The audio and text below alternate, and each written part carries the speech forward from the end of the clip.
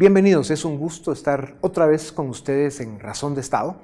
Tenemos ahora un invitado especial. Se trata de don Jorge Tuto Quiroga. Él fue presidente de Bolivia, pero antes, en los inicios de su carrera cívico-política, él fue viceministro de Estado, fue ministro de Estado en el área económica, con grandes resultados. Fue vicepresidente de la República en Bolivia y llegó a ser presidente de su país.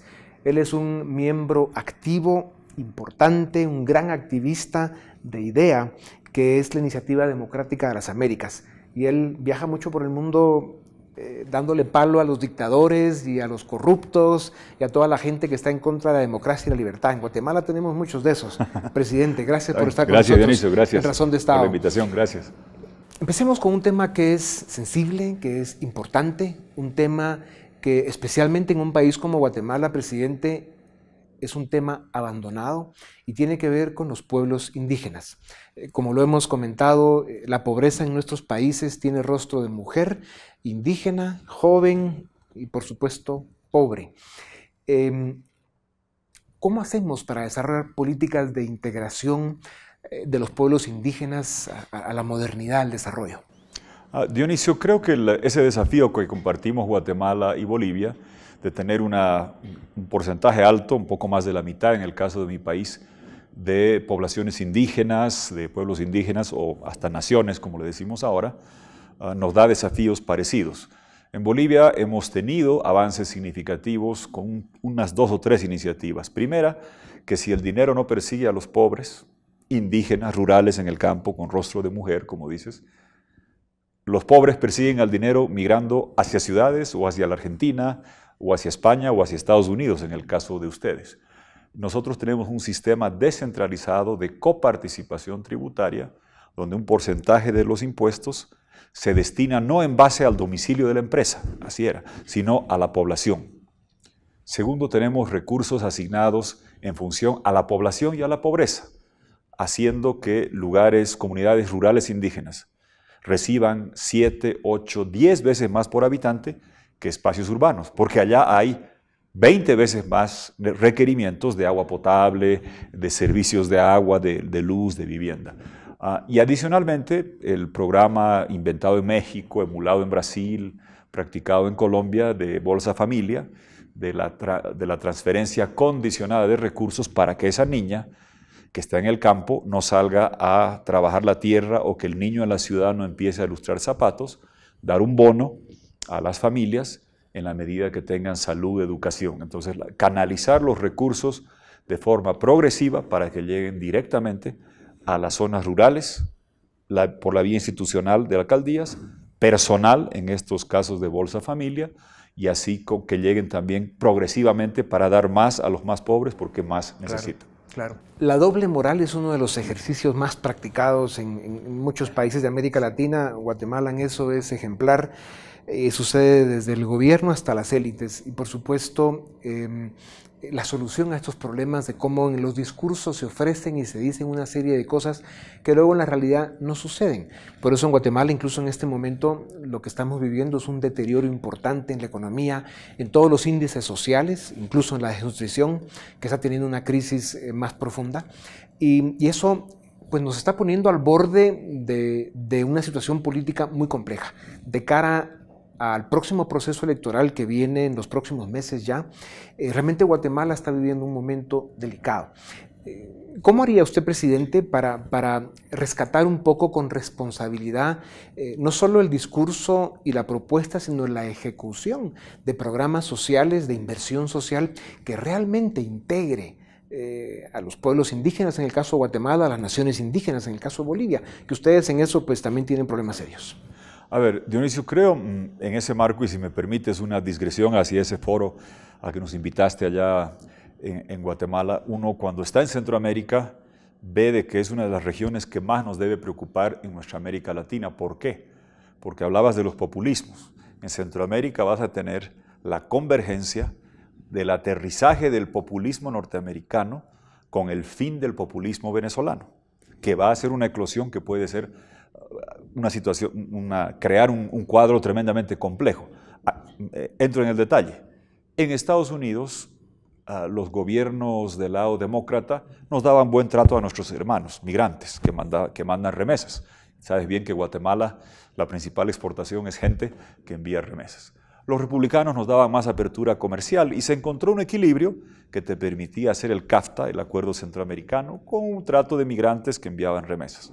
Resulta que ahora tienes un gobierno norteamericano que no quiere a nuestros migrantes ni quiere nuestros productos y que va a cambiar ese marco, empezando por el acuerdo con México, que va a tener reverberaciones hacia lo que pasa en Centroamérica.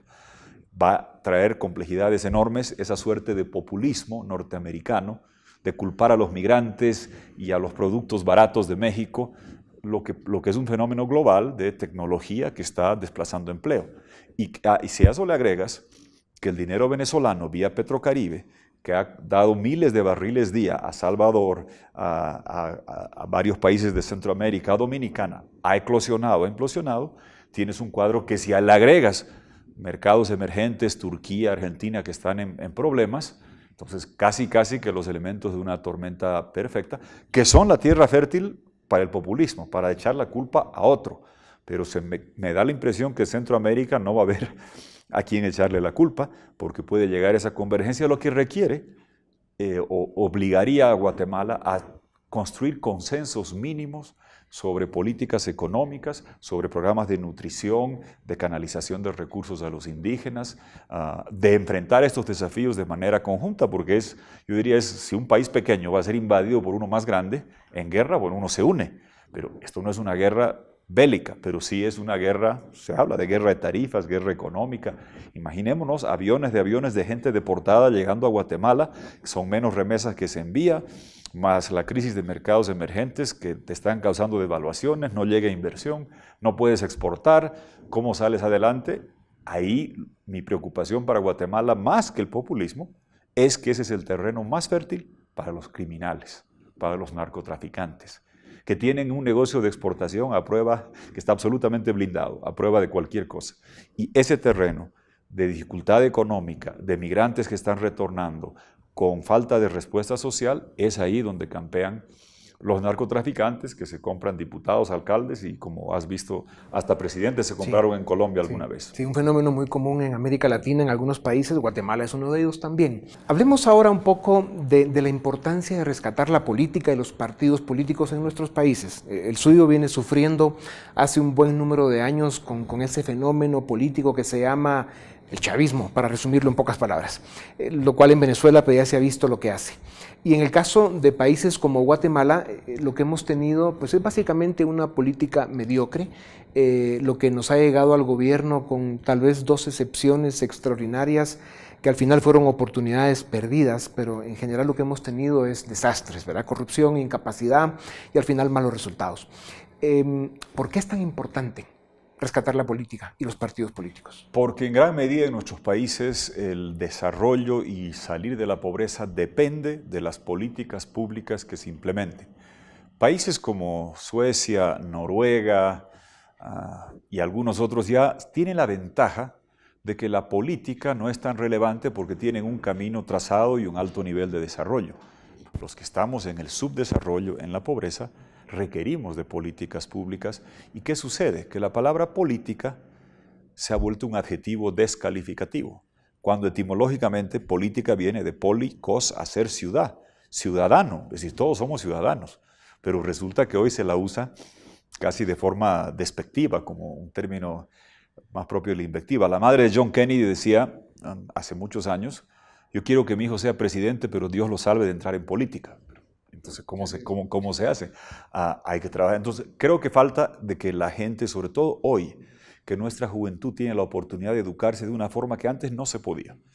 Cuando tú y yo estábamos jóvenes y por ir a la universidad, había que ir a los lugares donde estaba depositado el conocimiento. Hoy el conocimiento te persigue al celular donde estés. Ha cambiado el mundo dramáticamente. ¿Cómo hacemos para que esa gente joven se interese en la cosa pública y de servicio? Lo primero es mostrar que vas a valorar el mérito, la competencia, la capacidad. En Bolivia hicimos programas de servicio civil y yo llegué a tener 2.400 funcionarios de élite de los primeros niveles, preparados, formados, con examen de competencia, relativamente bien remunerados. porque si pagas mal, estás pidiendo que roben o que se vayan a otro lugar. Servicio civil es clave, porque en nuestro país mucho hablamos de la corrupción, mucho hablamos del manejo doloso. Son síntomas de la carencia de instituciones y un servicio civil permanente. ¿Y qué sucede? Cuando hay los síntomas, ¿qué hacemos? Llamamos a la CICIG o al fiscal y que lo persiga al corrupto y nos regocijamos con que el corrupto caiga preso. Y mientras tanto vienen los otros. Si no cambiamos las instituciones, si no creamos servicio civil, si no hacemos que la justicia sea independiente del poder de turno y que trabaje para el Estado, si no hacemos que en las agencias tributarias esté gente que trabaje en recaudar para el Estado y no para su bolsillo propio.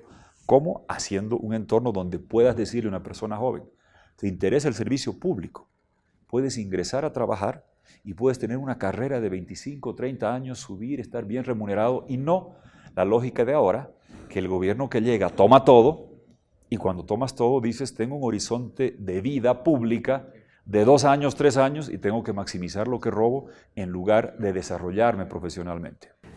¿Cómo maneja, presidente, ese laberinto perverso en el que en una sociedad en el que, sobre todo su juventud, que es en especial en el caso de Guatemala, que cerca del 75% de la población está en los 35 años para abajo, no quieren saber nada de la política, pero viven en un país que cada vez se deteriora más, un país en el que no hay oportunidades, un país en el que no hay seguridad, un país donde cada vez hay más conflictividad? Entonces, la reacción en general de la ciudadanía es alejarse de la política. Y eso es lo que abre principalmente las puertas al populismo y a los grupos criminales que se aprovechan de esa apatía de la sociedad para participar en la política. ¿Cómo se rompe ese círculo vicioso? Hay un viejo adagio que dice, no te quejes de las consecuencias si no estás dispuesto a asumir las responsabilidades. Creo que eso aplica a la gente joven que está más formada y mejor capacitada que nunca antes hoy. Si su ambición va a ser que le vaya bien económicamente, comprarse un auto de lujo y tener un buen departamento, pues hay que entender que el que no vive para servir, por lo menos una parte de su vida, no sirve para vivir, no sirve para la vida que nuestros países necesitan. Y que todos debemos tener ese compromiso de política, de la ciudadanía, de hacer nuestra ciudad o nuestro país en algún momento de nuestras vidas. Ahora es evidente que a veces en países como los nuestros nos esmeramos en que los que copan el gobierno por la criminalidad o por lo que dice Moisés Naim, la combinación de cleptocracia y cacocracia, los ladrones y los ineptos. Bueno, eso es repelente para la gente joven. Entonces, tiene que haber el liderazgo que entienda que la única forma de progresar y avanzar, más allá de un programa bellamente redactado en papel, ¿quién lo va a ejecutar y implementar con una visión de largo plazo? ¿Cuáles son los consensos mínimos? Y yo te cerraría esta parte, Dionisio, con ejemplos. Discúlpame que lo diga, porque en la vida uno conoce gente y dice, sí, evidentemente, nómbrame alguna persona que esté hoy en el gobierno de Guatemala que puedas decir que te merece respeto. No conozco, y quizás mi ignorancia, no quiero hablar mal de nadie, pero sí sé que hay gente que es líder global en sus campos, empresarial, como Dionisio Gutiérrez, a Eduardo Stein, al que Perú le debe tiene una deuda enorme porque salvó la democracia del Perú del fujimorismo, un guatemalteco que hizo un informe sobre las dificultades que enfrentaba ese país, que quedó como un ícono de lo que debe hacer la OEA en un país con una crisis democrática. Os recuerdo haber estado varias veces con Mulet en Haití, un guatemalteco que garantizaba seguridad a un país que había implosionado después del terremoto. Entonces, Guatemala tiene gente de primer nivel. La pregunta es, ¿a nivel joven tiene que haber esa gente? Claro que sí. ¿Cómo se hace para atraerlos al servicio público?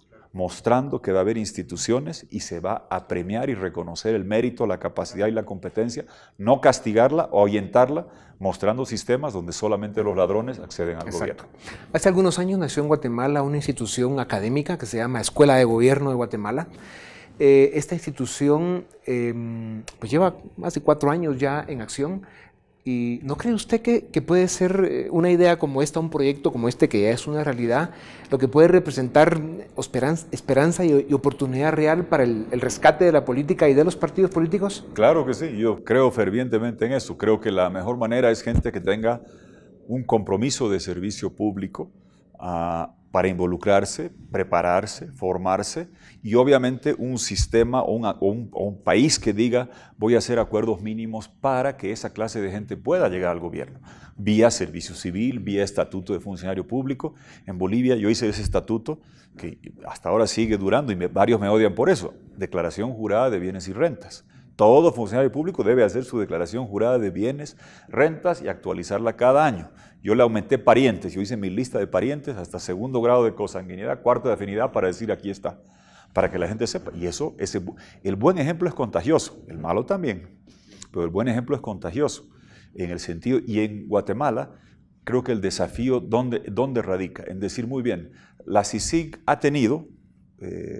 ha mostrado avances, con toda la polémica que pueda generar, en mostrar que ya no existe impunidad.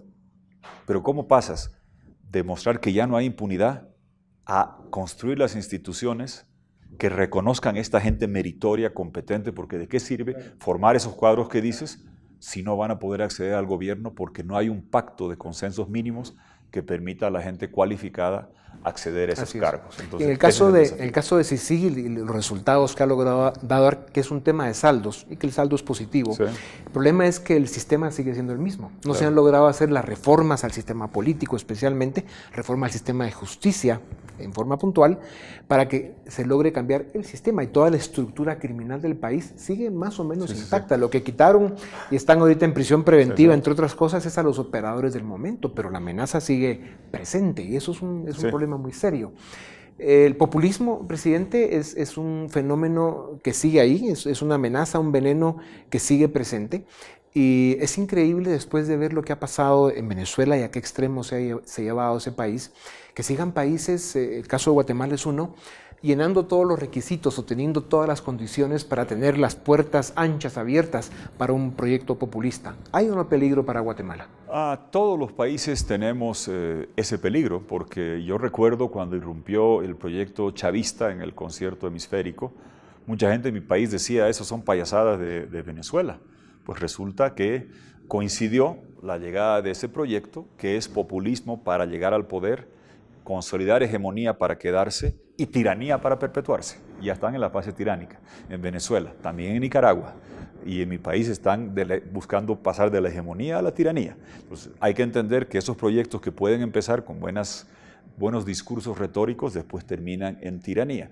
¿Y qué sucedió? Evidentemente es peculiar lo de Venezuela porque había la petrochequera más grande de las Américas financiando la extensión de ese proyecto. Eso parece ya no haber, pero va a ser muy importante qué va a suceder respecto a estos proyectos que se inician como populismo y acaban en tiranía. Hay en curso la intención de instaurar 4 Cubas en el próximo año. La de la isla, enquistar la de Venezuela, fortalecer la de Nicaragua y llegar a mi país pretendiendo que ser tirano es un derecho humano protegido por la OEA. ¿Qué me preocupa de eso? Que si queda, es como el cáncer, si no lo extirpas y quedan unas cuantas células, por más que sean 4 y aparentemente no muy poderosas, Venezuela ya no tiene petróleo, pueden el día de mañana volver a reproducirse y extenderse, y Guatemala es un país que sería fácilmente accesible. Yo recuerdo un amigo venezolano que explicó cuando irrumpió el proyecto chavista, dijo que los mejores lugares para llevarlo serían Bolivia y Guatemala, porque al discurso populista del pueblo contra la oligarquía, movimientos sociales contra los partidos, Fidel Castro contra Bush, le puedes poner color de piel y explotar la genuina necesidad de poblaciones indígenas y movilizarla y canalizarla para efectos de un proyecto que, repito, empieza como populista y acaba como tiranía, y es algo que si no somos capaces de crear consensos mínimos que den respuestas económicas, que erradiquen la corrupción, que generen instituciones con servicio civil, ese queda un terreno fértil, y si le agregas narcotráfico es peor la combinación, como sucede en Guatemala o en Bolivia. Sí. Pues presidente, por eso precisamente las estrellas tienen que alinearse para que usted pueda seguir con su lucha cívica valiente y ejemplar en la forma en que lo ha venido haciendo ya por un buen número de años, y que Bolivia alcance ese sueño de libertad y democracia que se merece y que se ha merecido siempre. Sin duda alguna la lucha debe continuar y esperamos compartir muchas batallas más. Muy bien, gracias, presidente. Dionisio. Muchísimas gracias. Muchas gracias. Con ustedes volvemos en un momento para seguir con nuestro programa Razón de Estado.